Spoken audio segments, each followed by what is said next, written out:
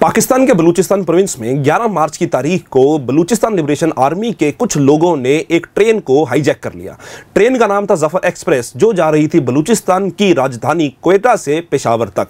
अब इस ट्रेन को हाईजैक करने की जिम्मेवारी बलूचिस्तान लिबरेशन आर्मी ने ली है। इस ट्रेन में यह माना जा रहा है कि आज के समय तक जब हम ये वीडियो रिकॉर्ड कर रहे हैं तो 30 से ज़्यादा पाकिस्तानी फोर्सेस के आदमी मारे जा चुके हैं और कुछ 11-12 के आसपास जो है बलूचिस्तान लिबरेशन आर्मी के लोग भी मारे जा चुके हैं।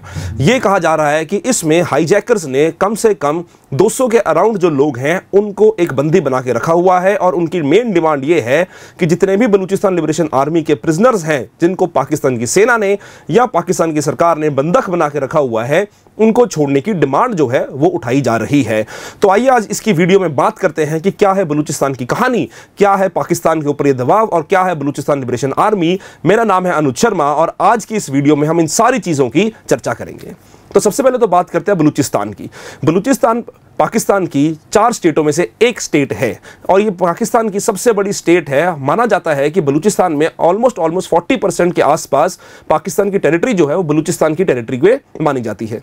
अब इस टेरिटरी की सबसे खास बात यह है कि यहाँ पे बहुत ज़्यादा मिनरल रिसोर्सेज जो हैं, चाहे फिर वो कोयले की बात हो या फिर जो इसके कोस्ट लाइन है जो कि लगती है अरेबियन सी से, उसकी बात हो, ये एक बड़ी इंपॉर्टेंट टेरिटरी जो है वो मानी जाती है। दूसरी इंपॉर्टेंट बात क्या है इस एरिया में कि इस एरिया में चाइना की प्रेजेंस बहुत ज़्यादा है। पर इन सारी चीज़ों पर जाने से पहले हम ये समझते हैं कि बलूचिस्तान की कहानी क्या है और कैसे बना ये बलूचिस्तान और किस तरह से बलूचिस्तान में एक तरह से इतना ज़्यादा विद्रोह हुआ कि जिसकी वजह से आज तक पाकिस्तान जो है वो इस इशू से झेल रहा है। अगर हम बात करें इतिहास की तो जब 1947 में पाकिस्तान और भारत की पार्टीशन हुई, उस समय के ऊपर बलूचिस्तान जो था वहां पे 4 बड़े राज्य थे। एक राज्य का नाम था कल्लाट, दूसरे राज्य का नाम था लासबेला, तीसरे का नाम था खर्रान और चौथे का नाम था मकरान। अब जो खल्लाट के राजा थे उन्होंने एक तरह से संधि कर ली मोहम्मद अली जिन्ना से और उन्होंने ये कहा कि हम अपने आप को आज़ाद मानना चाहते हैं और मोहम्मद अली जिन्ना ने उनको ये कह दिया कि बहुत बढ़िया, आप आज़ाद रह सकते हैं और आप हमारे साथ एक तरह से फ्रेंडशिप एग्रीमेंट कर लो और हम आपको सपोर्ट करेंगे कि आप एक अपने आप में एक आज़ाद देश बन के रह सकते हैं। तो जब राजा साहब ने संधि कर ली और पाकिस्तान ने उनको सपोर्ट कर दिया। अब 1947 में ही रिश्ते बदलने शुरू हो गए। 1947 के सितंबर के महीने में ही ब्रिटेन ने यह कह दिया कि कल्लाट के राजा को कि आप अलग नहीं रह सकते, क्योंकि बाकी जो राज्य थे, चाहे फिर वो लसबेला हो चाहे फिर वो मकरान हो, उनको कल्लाट में ही मर्ज करवा दिया गया था। तो कल्लाट के राजा ने कहा कि ये तो धोखाधड़ी है। बात आती है फिर मार्च 1948 की, जब ऑल इंडिया रेडियो पे एक भाषण, एक प्रेस कॉन्फ्रेंस जो है उसके जिक्र होता है और वो प्रेस कॉन्फ्रेंस होती है भारत के उस समय के ऊपर सेक्रेटरी की वीपी मेनन की, जिनको जिम्मेवारी दी गई थी सरदार पटेल के साथ मिलकर इंटीग्रेशन ऑफ प्रिंसली स्टेट्स की। तो उसमें वीपी मेनन साहब ये बोलते हैं कि कल्लाट के राजा चाहते हैं भारत के साथ संधि या भारत के साथ मिलाप चाहते हैं और विलय चाहते हैं भारत के साथ, हालांकि हम किसी भी चीज़ के लिए राजी नहीं हैं। इसके ऊपर सरदार पटेल ने, पंडित नेहरू ने, दोनों ने कहा कि यह खबर गलत है, पर इस खबर में पूरे पाकिस्तान में घंटियां बजा दी और कल्लाट के ऊपर खतरे की घंटी जो थी वो बजने लग गई। अगले ही दिन मार्च 1948 के 28 मार्च 1948 को ही मोहम्मद अली जिन्ना ने पाकिस्तानी फौज को ये हिदायत दी कि आप कल्लाट में जाएं और कल्लाट को कैप्चर कर लिए और इसी तरह कल्लाट का अंत होकर बलूचिस्तान में ही उसका विलय हो गया और बलूचिस्तान बन गया पाकिस्तान का राज्य। तब से लेके आज तक बलूचिस्तान में कभी भी बलूचियों ने यह नहीं माना कि वो पाकिस्तान का हिस्सा है और बलूच की बहुत सारी ट्राइब्स में और बलूच के बहुत सारे एरियाज में आज भी इस बात को गुस्सा है कि किस तरह से पाकिस्तान ने या पाकिस्तानी सेना ने जबरदस्ती उनको एक आज़ाद देश से पाकिस्तान का एक हिस्सा बनाया। यह है कहानी बलूचिस्तान की और तब से लेके आज तक बलूचिस्तान के जो लोग हैं उनके अंदर और पाकिस्तान की सेना के अंदर एक मतभेद रहा है, जिसकी वजह से बलूचिस्तान में शुरू से लेके आज तक कुछ लिबरेशन फोर्सेज ने अपना ढाक जमा के बैठी हुई हैं। तो अगर हम बात करें इन फोर्सेस की तो आज के समय के ऊपर बलूचिस्तान के फोर्सेस में एक तो बलूच लिबरेशन आर्मी है। बलूच लिबरेशन आर्मी सबसे पुरानी आर्मी मानी जाती है, जिसको आज के समय के ऊपर पाकिस्तान में एक टेररिस्टिक टैग भी दिया गया है, एक टेररिस्ट ऑर्गेनाइजेशन का भी टैग दिया गया है। 2019 के आसपास अमेरिका ने भी इसको टेररिस्ट ऑर्गेनाइजेशन का टैग दिया गया। पाकिस्तान में इसको पहली बार टैग दिया गया था जब उस समय के राष्ट्रपति परवेज मुशर्रफ के ऊपर हमला किया गया था और बलूच लिबरेशन आर्मी ने इसकी जिम्मेवारी ली थी।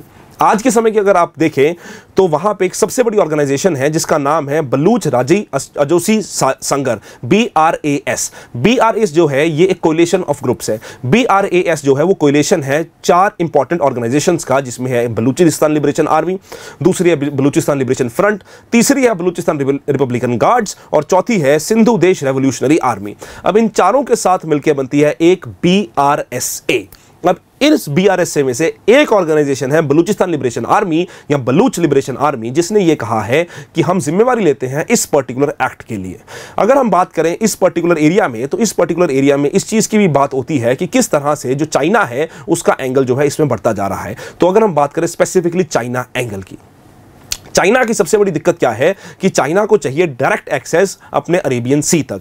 तो चाइना ने बिलियंस ऑफ डॉलर्स इन्वेस्ट किए हैं पाकिस्तान के इस बलूचिस्तान रीजन में और बनाया है एक बहुत बड़ा प्रोजेक्ट, जिस प्रोजेक्ट को हम कहते हैं CPEC, China Pakistan economic corridor.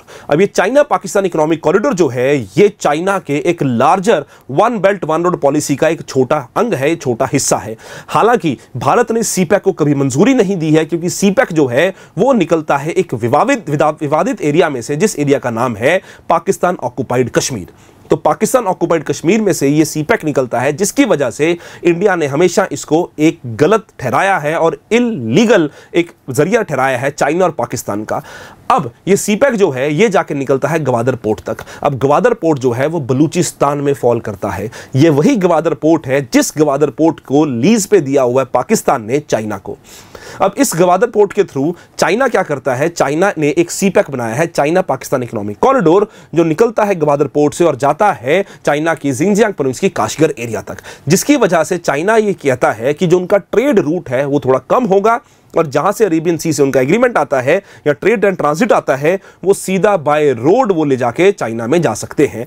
पर इस चीज में सबसे बड़ी दिक्कत है सिक्योरिटी कंसर्न्स, क्योंकि जितनी भी या बलूच फोर्सेज हैं या बलूच लिबरेशन आर्मी है, बलूच लिबरेशन फ्रंट है, वो इस चीज के साथ डिसएग्री करता है और वो ये बोलता है कि शुरू से लेकर अब तक जितनी भी पाकिस्तान की सरकारें आई, जितनी भी पाकिस्तान की हुकूमतें आई या फिर पाकिस्तान की सेना है, उन सबका एक ही मकसद है, वो है बलूचिस्तान के नेचुरल रिसोर्सेज। वो कहते हैं कि आज के समय के ऊपर फॉरेनर्स के साथ मिलके, चाइनीज के साथ मिलके पाकिस्तान क्या कर रहा है, पाकिस्तान हमारे नेचुरल रिसोर्सेज को एक्सट्रैक्ट कर रहा है, जिसमें बलूच लोगों को या बलूचिस्तान के लोगों को किसी भी तरह का कोई सपोर्ट या कोई भी रेवेन्यू शेयर नहीं मिलता। हालांकि ये रिसोर्सेज उनके हैं, पर इस चीज में पूरे मजे जो है वो चाइना ले रहा है या फिर पाकिस्तान की सरकारें ले रही हैं, क्योंकि जो बलूचिस्तान है इसमें सिर्फ एक कोस्टलाइन नहीं, ग्वादर पोर्ट नहीं, जैसे मैंने पहले भी बताया गोल्ड की भी माइंस हैं, कॉपर की भी माइंस हैं, जो कि बड़ा इंपॉर्टेंट एक नेचुरल रिसोर्सेज का एरिया है पाकिस्तान के लिए। अब बलूच लिबरेशन आर्मी ने और पहले भी जो बलूच फोर्सेज हैं, इन्होंने पिछले कई सालों में कई सारे अटैक किए हैं, जिन अटैक्स में चाइनीज फोर्सेज भी इन्वॉल्व हैं और चाइनीज इंजीनियर्स के ऊपर भी अटैक किया गया है। माना जाता है कि पिछले 10 साल में 30 से ज्यादा चाइनीज फोर्स वर्कर्स जो हैं उनको भी मारा गया है इस बलूचिस्तान एरिया में, जिसके बाद चाइना ने यहां तक कह दिया कि अगर पाकिस्तान अलाउ करता है या पाकिस्तान चाहता है तो हम चाइनीज सिक्योरिटी फोर्सेस भी भेज सकते हैं अपने इंटरेस्ट को प्रोटेक्ट करने के लिए। तो सोचिए, अगर आप चाइनीज सिक्योरिटी फोर्सेस भी बलूचिस्तान में आके बैठ जाती हैं तो इंटरनेशनल हंगामा हो जाएगा, क्योंकि एक तरह से फॉरेन इंट्रूजन हो जाएगी बलूचिस्तान में और पाकिस्तान में, और ये एक अच्छा मौका मिल जाएगा भारत जैसे देशों को या बहुत दुनिया के देशों को ये कहने का कि जो पाकिस्तान है वो एक तरह से सब स्टेट बन चुका है चाइना का। तो इस बात को पाकिस्तान कंप्लीटली डिसओन या डिसएग्री कर चुका है कि हम अपने आप संभाल लेंगे, हालांकि उनसे संभाला तो नहीं जा रहा। दूसरी इंपॉर्टेंट बात क्या आती है इस बलूचिस्तान रीजन में, कि बलूच रीजन में जितनी भी फोर्सेस हैं अब उनकी ये डिमांड है कि हमें आज़ादी चाहिए। वो ये डिमांड करती हैं कि हमें आज़ादी दे दो और हम चाहते हैं कि हम अपने आप एक इंडिपेंडेंट प्रोविंस बन के रह पाए। तो ये सारी कहानी है बलूचिस्तान की, और ये सारी कहानी है बलूचिस्तान में जितनी भी प्रॉब्लम्स हैं और किस तरह से पाकिस्तान फोर्सेज जो है उसको कंट्रोल नहीं कर पा रही। आइए आगे भी देखेंगे धीरे धीरे किस तरह से इस न्यूज़ को आगे बढ़ेंगे, और आने वाले समय में और भी ऐसी वीडियोज़ बनाएंगे जहाँ पे आपको आसपास के एरियाज़ की, भारत के आसपास के एरियाज़ की या दुनिया भर की जितनी भी कॉन्फ्लिक्टेड रीजन्स हैं उनकी कहानी इसी तरह हम सुनाएंगे। तो फॉलो करें। मेरा नाम है Anuj Sharma. Thank you very much.